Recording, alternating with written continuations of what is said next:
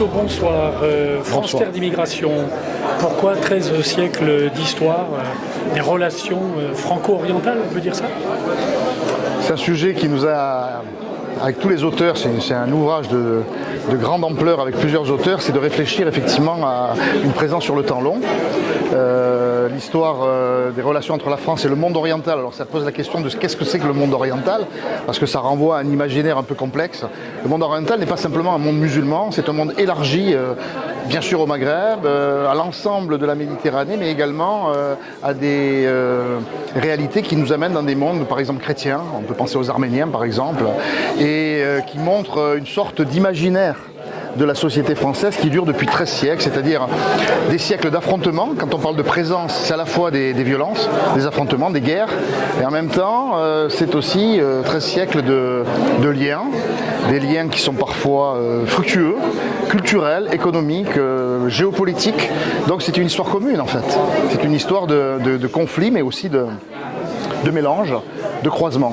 Et il me semble qu'aujourd'hui, ce monde-là est un monde qui est important pour nous en France, pour nous en Europe, parce qu'il y a un livre d'histoire à raconter, c'est ce qu'on essaie de faire modestement dans cette contribution.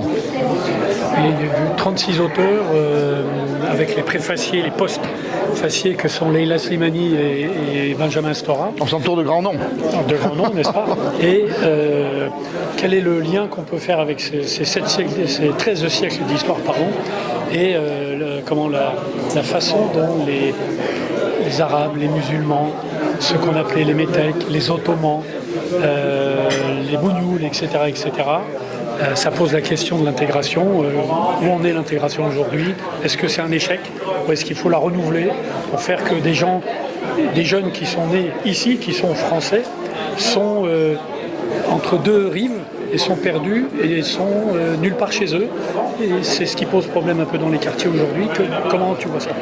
Oui, il y a une longue continuité. Il me semble que notre ouvrage, principalement, a pour ambition de réfléchir à une continuité de dénomination.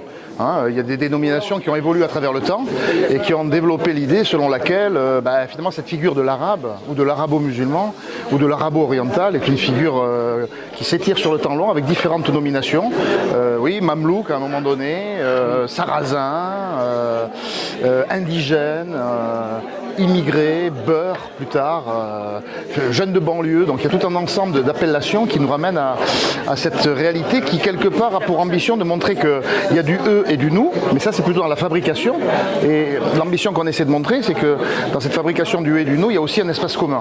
Et cet espace commun, il faut essayer de l'envisager aujourd'hui dans cette réalité historique, c'est-à-dire qu'il y a une part en France d'identité arabo-musulmane, il y a une part en Europe d'identité arabo-orientale, et il me semble que c'est quelque chose qu'il faut valoriser par l'histoire, parce que c'est aussi une histoire qui se veut engagée d'une certaine manière, engagée non pas pour donner un point de vue décalé, mais pour faire parler les archives, et les archives racontent tout ça. Donc il me semble qu'on doit essayer de s'inspirer de cette histoire pour envisager l'avenir.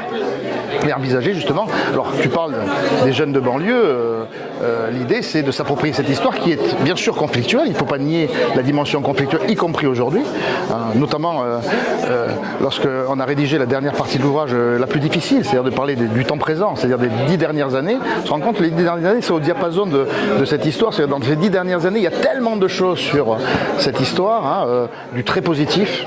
C'est-à-dire vraiment on voit des personnes issues des migrations venues de ces milieux, de ces mondes-là, qui sont en poste politique, qui ont pris le pouvoir culturel, sportif, n'en parlons pas. Enfin voilà, il y a une sorte et de notre côté des formes extrêmement violentes. On parle du terrorisme, on parle de l'islamisme, et il faut arriver à faire de cette synthèse une sorte de socle avec lequel on peut réfléchir à l'avenir, un avenir qui forcément est un avenir commun.